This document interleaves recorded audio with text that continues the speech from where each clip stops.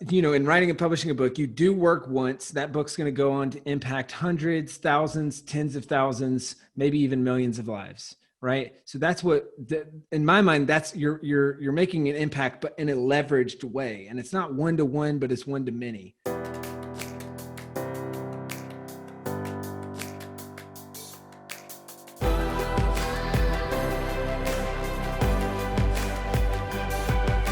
This is BetterWealth with Caleb Williams. Chandler, welcome to the BetterWealth show. Caleb, great to be here. Thank you for having me. It only took me about 2.5 years to get me on, so get you on. Dude, I just appreciate you, and I think I've said this to you multiple times. Like, I really look up to your like knowledge, your leadership, your ability to grow a business. And so my hope, number one, is to give a little bit of context on that. And then I also have referred a lot of people to you because I pretty much said, if I would have known about self-publishing school when I published my book, I would have had a book out quicker, better, and half the cost. So, or maybe 1/3 of the cost. I don't know. Totally. But I just, first of all, thank you for being here. And can you just give a little bit of context on like who you are? I know that you have a pretty powerful story. And then what I want to do is I actually want to talk about book publishing, but I also want to talk about your Principle podcast and what you're doing there, because if there's anybody that I know, you're probably up there as it relates to creating playbooks, living by principles, and you have everything out. You've set up a corporation and a company that's just really powerful. So with that, that's my non-reading your bio intro.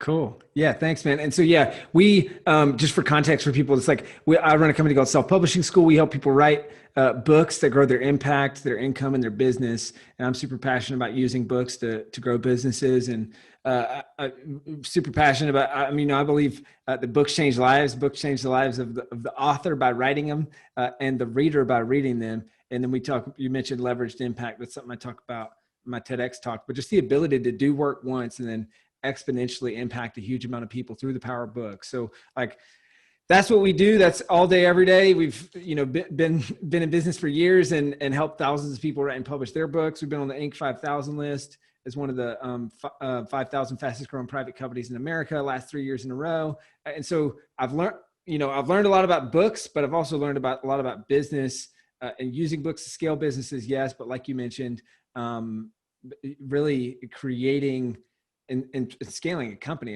I'm kind of like known as the operations nerd out of all my friends, where we've got a lot of visionary entrepreneur friends, and I'm the operator guy that loves talking about systems and playbooks and process and all that. So that's why I created the 7-Figure Principles podcast. It's kind of it's just a fun side thing. I don't have anything to sell there. It's just a fun side thing to train entrepreneurs. And then really more than that, even I use it as internal training for my team. And so that's the big thing.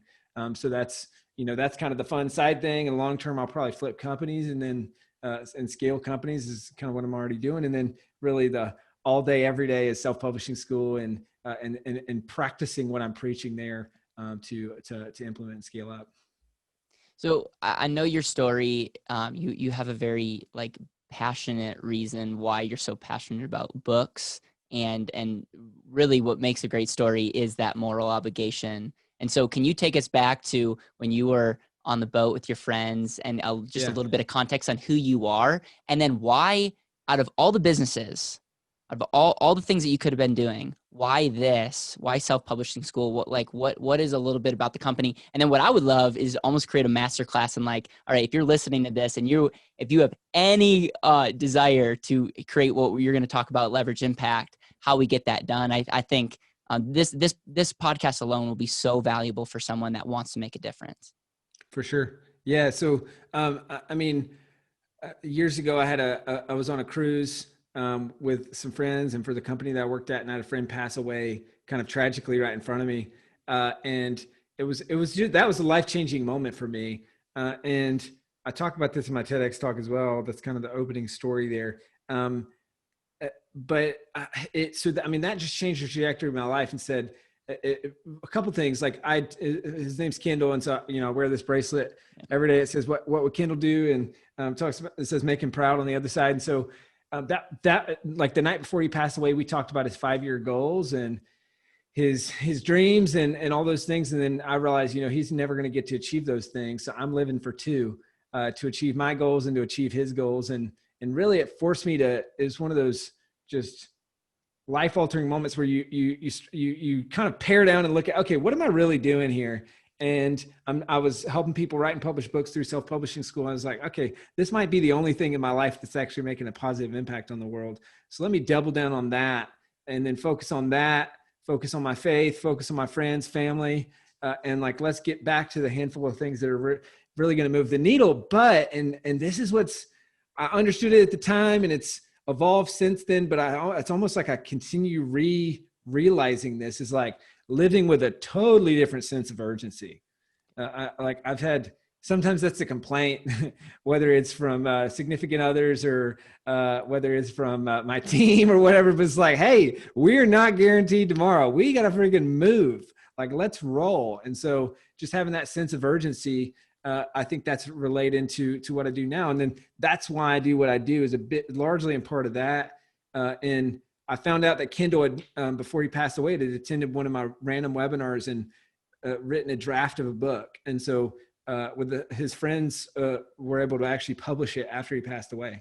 And so that was amazing and super powerful. So that kind of went full circle and was like, all right, cool. This is what I need to be doing. And, I believe in the mission, books change lives, leverage impact. And so that's why we're doing what we're doing. And I probably won't be doing it forever, but it's a lot of fun. I love making an impact through this business. And, I have mentors all the time that are like, Chandler, you're in a very inefficient vehicle. Like, you're ridiculously talented as an operator and scaling companies. You could be running a software company, or you could be running like all these other things. Why are you doing this? It's because I love it. It makes an impact. And it's a lot of fun. It's very lucrative. I mean, it's a profit heavy, cash heavy business. And we're able to change the world, make an impact, and get a whole lot more books in the world, and get a whole lot more books read. And so, while also putting the power back in the hands of authors. So that's something I'm super excited about. And so for the foreseeable future, I'm going to be in a monogamous relationship with self-publishing school, and she gets jealous when I see other people. I love it, man. I love it. One of the things that I teach at just on the show and in my company is ROR should stand for return on result. And if we can really get clear on where we want to go, then we can reverse engineer our time, our money, our abilities, and create that result in our life. One of the things that I learned from you, and it's not something that maybe, I don't think you came up with this, but you articulated it really well, is this concept of leverage impact.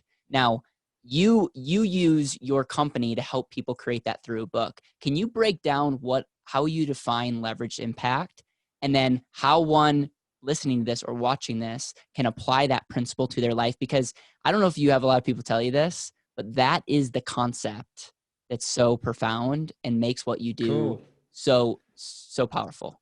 Thanks, man. I appreciate that. As far as I know, I came up with it. I haven't seen it used anywhere else. There you go.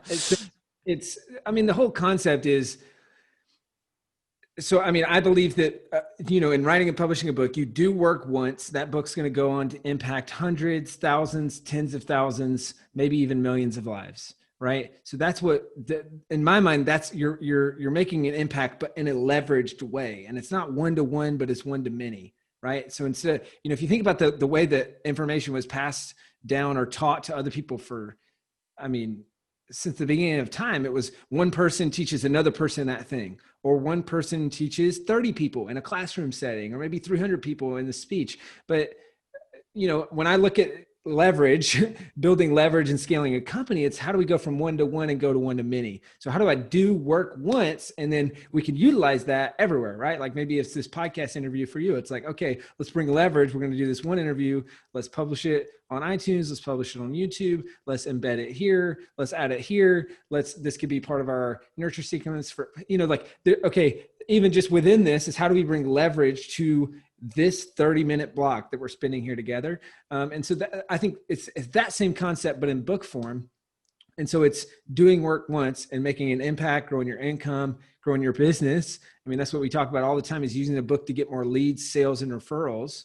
So then how do you do that? And well, you have to have the book done first, but then it's, giving away for free. It's adding it as part of all your funnels. It's it'll bring in more leads. It'll a higher percentage of your, sales calls or estimates or whatever the sales mechanism is in your business. Like the close rate will go up, and then you'll get more referrals because you give 2 copies of your book to every single person that comes into your world. New customer, you say, here's one for you, and here's one for a friend who needs help with XYZ. Right. Well, now all of a sudden you're turning your customers into active referrers, because they're not going to hand someone a business card, but they will hand someone a book. Yeah. It's like, who do you know that needs help writing a book? Okay, cool. Hand them this book, and then you read this too. And like, when I go to a speech or something, give a talk in front of 300 people, we'll bring 200, 250 copies of this book, give them away for free at the booth or wherever. We'll collect a ton of leads. A bunch of people will book sessions with my team. They end up enrolling in self-publishing school. Even if they don't, I call a book a silent salesman, right? It's like this thing, talk about leveraged impacts, going out in the world and helping a bunch of people. And so a bunch of these folks, they'll read this book on the way home. They get home, they book a call with my team, sign up for self-publishing schools, right? So that's a very practical, but then on the big picture, that's what we think about when we think leveraged impact. So to break it down just a little bit further, or maybe even more specific, is, I look at it just on minimum numbers. I say, okay, let's say you have 1,000 readers. So there's 1,000 people that are going to be impacted. Then you have 200 friends and family or people in your circle that they see you do that book, and they're like, oh man, you inspired me to be better. Maybe you inspired me to lose weight. Maybe you inspired me to start a business, to do some kind of goal that I have. It's like, I'm inspired because you. And then you have one person whose life is just totally changed. Maybe they read your book, or maybe it was someone in your world who said, oh my gosh, my life will never be the same because I saw Caleb do this book and I decided to do this thing, and it just changes the trajectory of their life, right? Well, now all of a sudden you got about 1,200 people, and that's what we talk about. It's like just a baseline number, 1,200 people per book are impacted. So when we think about leveraged impact, our goal is to help 100,000 people write and publish their book. We're thousands in. I think we're at a pace about 2 or 3 books a day. So I told the team, if we keep this pace up, it's going to take, I forget what it is. It's like 100 something years. I'm like, so we got to pick up the pace. But, it takes that urgency to the next level. Yeah, the urgency. We get to get to 5 a day, and I think that'll cut it down to 13 years or something like that. And we can exponentially increase from there. But again, when you reapply this concept of leverage impact, 100,000 books, well, 1,200 people a piece, very conservative estimate. We're impacting 120 million people. So like that just in essence shows the whole concept, which is do work once, impact a huge amount of people while also growing your income and your business. Well, and I'll say this just from personal experience, self-publishing a book, there's about, I have about 8,000 some copies out in the world right now. And I will say this, that it's created leverage with speaking opportunities. It's created leverage with relationships. It's created just a lot. Like, I love that you say like that silent salesperson, because it's on your, it could be in your most intimate place in your house. And it's just that, just powerful tool to have. And so I just want to echo everything you're saying. For me, I didn't really have a good marketing strategy, but it was that slow trickle. And I get contacted on a weekly basis from random people that have read my book or been touched by the message. And so I just echo everything that you say. And it's definitely, if I look back on the greatest thing that I did for my business, the book has opened up all the doors. It's like the key that unlocked every opportunity that I have today came from that time of me wanting to pound my head against the wall, getting this thing out. But it was extremely powerful. Yeah, we use it. And it's funny you said the book. I don't know, maybe you've heard me talk about this before, but the Chronicles of Narnia, like that's what we think about, or that's what I think about at least, is, they discover this key that opens the door to this magical world that they didn't previously know existed. Yep. And that's the analogy we use for students. It's like a book is that key that opens up this door to all of these opportunities that mostly only exist for published authors, right? Like you're able to open up that whole different world. Yep. One of the things that I want to now go into is how in the world do you get started? I talk a lot about you being your greatest asset. So a lot of people listening to this, like, understand that the number one investment they should be making is in themselves. And I know that sounds cliche, and a lot of people do a lot, like say that in maybe a negative way. But the powerful thing is, this is an amazing investment that you can make into making yourself more valuable, whether you're an entrepreneur, whether you're not. I actually know some people have gone through your program under the age of 12 and that have published a book, and maybe it didn't touch 1,200 people. It may be more or less, but the confidence that you gave that 12-year-old, it's just unbelievable. So can you walk through, number one, like if someone's in this process, like how you take someone through? Because when I went to one of your workshops, I actually went through a process, and I'm like, this next book, I'm working with you and going through this process because it would have saved me months and had just given me a lot more clarity. 100%. So when we're thinking about writing the book, we teach a three-step process. I call this the 24-hour book outline challenge, and it's super simple. So step number one is the mind map, everything that you can think of on this book idea. So you've got kind of directionally an idea that you want to write about. So then step one, mind map everything you can think of on that idea. Step number two, turn that mind map into an outline. Okay. So you're going to take 15 minutes, and I'd love for you, if you do this right after this podcast interview, or tonight before you go to bed, take 15 minutes and just try and mind map and see what you come up with. And if you're like most people, you'll find that when they do that, they start to realize that there's so much more than they realize that they could talk about on this topic. So what'll probably happen is it'll go from this thing that you might be able to write. You might be thinking, oh, I could write 5 pages on that. No way, that's a full book.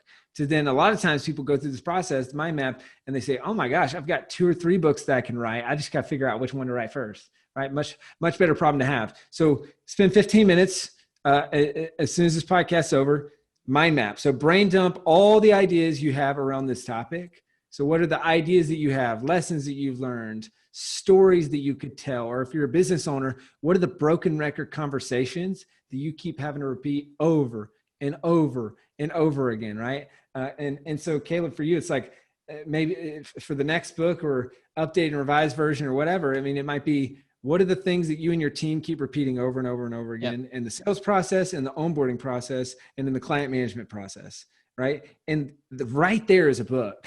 Yep. And I always say the best way to stop repeating yourself, if you're tired of repeating yourself, is to write a book and point to it. Hey, thank you. Yeah, that's 100%. And then now all of a sudden, you bring that book out and your sales process, you're going to convert a higher percentage of people into clients. Yep. Then if they haven't read it yet, they can read it as part of the onboarding. So that's going to, from a profitability perspective, that might save your team 25 to 50% of their time onboarding a new client. And then you've also at the same time turned them into an active referrer, like we talked about a little bit ago, to where now you say, all right, cool, here's another copy. Give this to someone who needs this. So that's just an example of easily writing the book based on stuff you're already talking about, but then also instantly utilizing the book in your business to grow. And so you got the mind map. Sorry. So just to recap on the mind map. So you put down your topic. So if mine was going to be on money, it'd be, then I would draw, we have 4 principles. We have a financial model. We have different strategies. We have different, different concepts, different stories. Exactly. And so your goal is not to audit yourself. If I remember correctly, you get a piece of paper, you in the middle, you write down kind of the general topic, and then you just go ham for 15 minutes. Yes. Okay. Yes. And I think if you go to self-publishingschool.com/workbook, I think we have this webinar workbook that we do with a lot of our webinars. And there's a literal mind map template.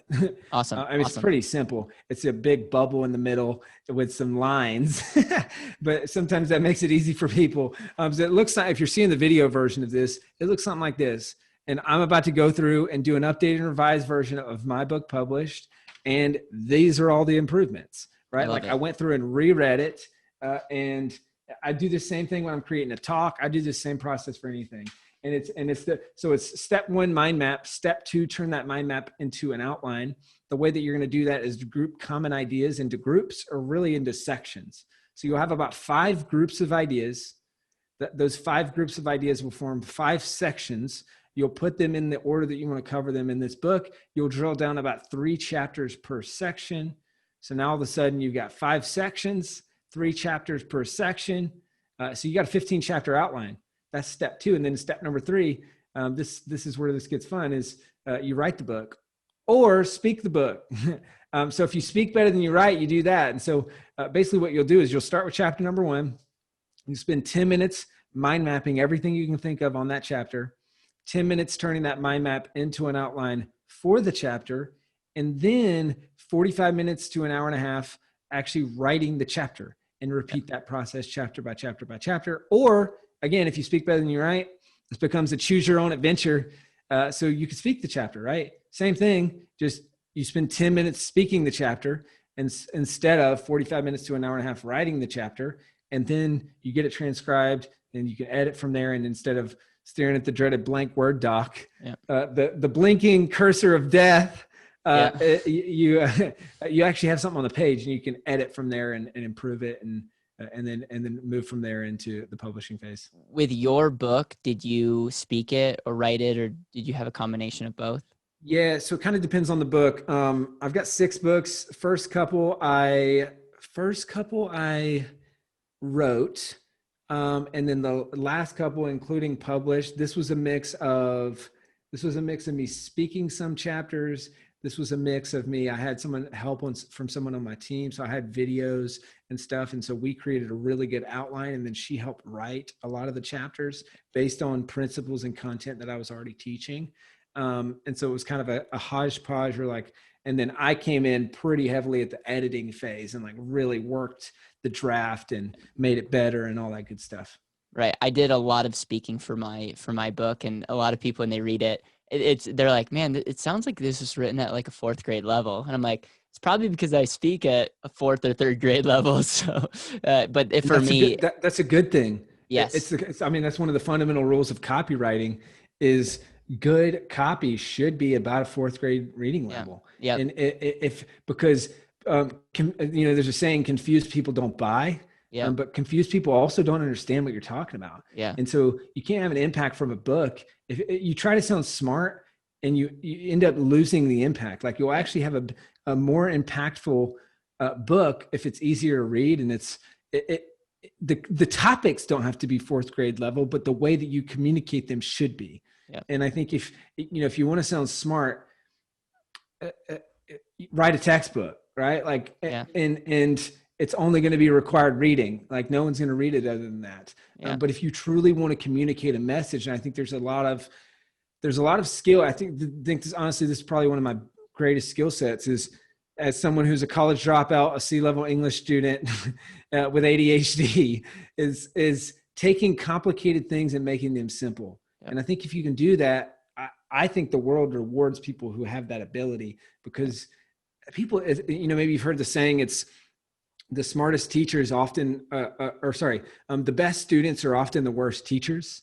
Yeah. Or the best players are often the worst coaches. And that's because they don't know what it's like to suck. And they don't know what it's like to not understand something and have to have it explained to you. Right. So I think there's beauty in simplicity. There's beauty in just really simplifying the message and communicating it in a way that's easy to understand. And you'll have raving fans. Readers will love the book. Great. It just flows into everything. Yeah. Any common mistakes that you see a lot of people making around the book, writing a book? Oh, two biggest ones. And these are rules when we work with people. These are the only 2 rules that we have is number 1 is that you can't edit while you write. So we all know someone who has 5 perfectly written chapters in their unfinished book.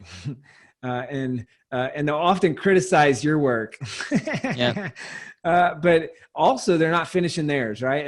And maybe if you're listening to this, that hits a little too close to home, then that's you and you need to stop. And so do not edit while you write. That's one of the most important things. So get the rough draft done, and nothing matters until you get the rough draft done. Yep. The title doesn't matter. The cover doesn't matter. Your marketing plan, any of that, you got to get the rough draft done. Because then once you get there, you're going to start to see the light at the end of the tunnel. Yep. And so that's first and foremost. And then the second one is you can only write 1 book at a time. So a lot of people have a bunch of great ideas and they try to write multiple books at a time. And maybe you've heard the saying, the Chinese proverb, try to catch 2 rabbits, you'll end up catching neither. So you got to focus on one idea and get that book done first. And then move on to the next book. But don't try to write 2 books at one time. And then maybe a third is don't write your first book with a co-author. A lot of people make this mistake. It's not impossible, and you can do it well. It's just very, very freaking hard.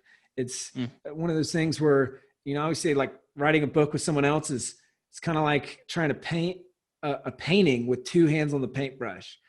Can you imagine how hard that is? Like, all right, we're both co-painting this painting. It's a similar thing when it comes to writing and publishing a great book. And so it's much easier if you write your first book by yourself. I love it, man. Yes, I'm going through an iteration with my book and making it a Canadian version. And that process is a lot harder than I thought. And the book's practically written. It's like, how in the world do you write something from scratch as a co-author? Right. So I echo that.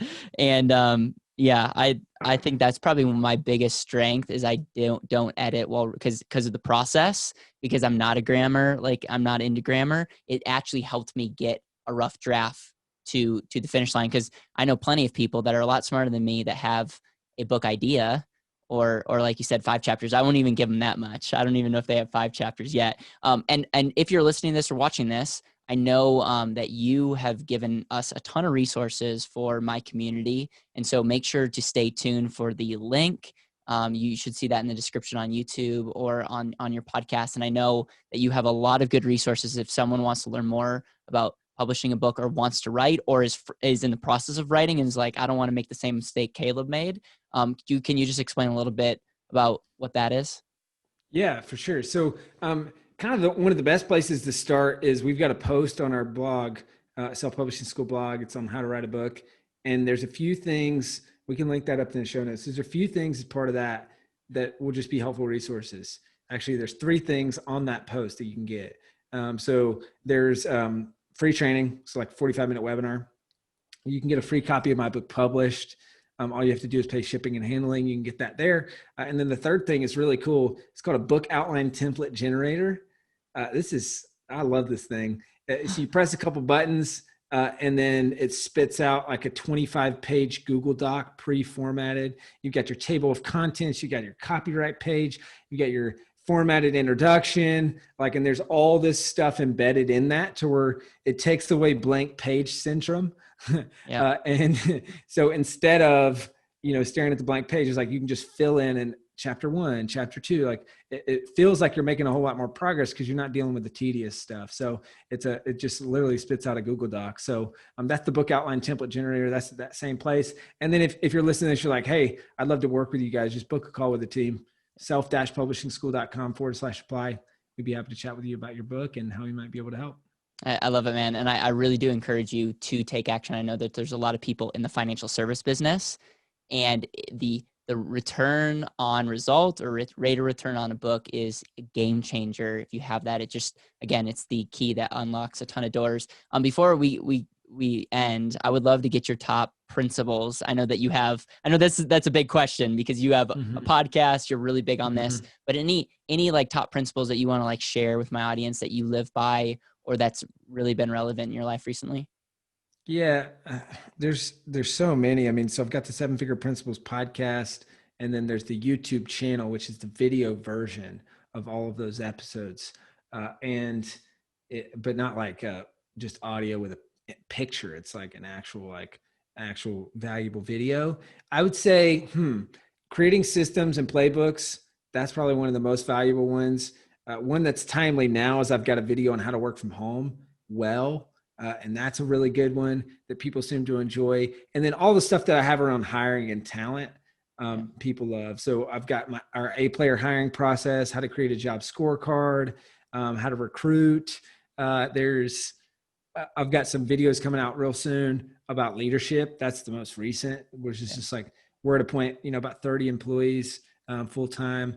So we're at a point where really developing leaders is really, really important. So I've just got a lot of content coming out on that. Again, because this is mostly to train my team internally, and we're just opening it up for everyone else to get benefit from them. So that's the big focus coming up on over the next 90 days or so.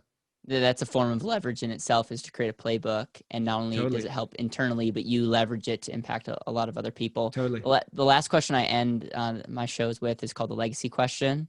And if this is your last day on earth and you're with the people that you love the most, and you've had experience of just life in general, what are you going to make sure to pass on in that last conversation? You can't give them anything more than just that conversation. What are you going to make sure that you talk about?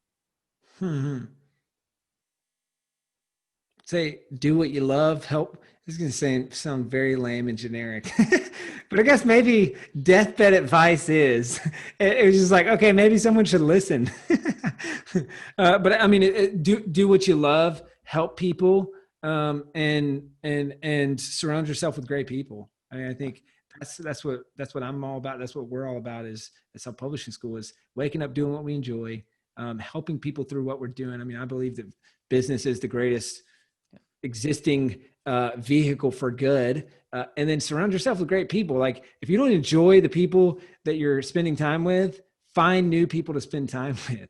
So from a employee and team perspective, it's like, that's a hiring role in itself. If I don't want this person to come to our offsite and to have dinner with the team, they're not getting hired. Because if I don't enjoy working with you, who cares how good you are? This isn't going to be fun. And I want people personally and professionally I can do life with long term. I think that makes the whole process a whole lot more rewarding. So that's kind of, I think, on a bumper sticker, that would be it. Live with the urgency that life is short. And I think a lot of things get clear with that. 100%. 100%.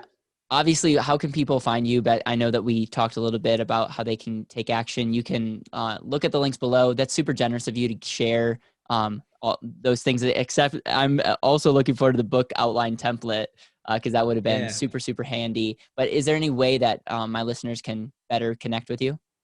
Yeah, I'm on Facebook. I'm kind of old school. That's the only social media I have. You can find me there. And then you can, just check out the Self-Publishing School site, or we also own selfpublishing.com. So honestly, if you Google anything about writing and publishing a book, you'll probably land on selfpublishing.com or Self-Publishing School. And then you can get into our ecosystem that way. Chandler, it means a ton that you would take time out of your day to share this. And I really appreciate you, man. Caleb, appreciate you too, man. Love what you're doing. And I'm excited to learn a whole lot more on you build a big business, and then you start making decent money, and now you got to figure out how to invest it. So what you do is really important. And I'm going down that rabbit trail as we speak. So appreciate you, man. Thanks for having me on.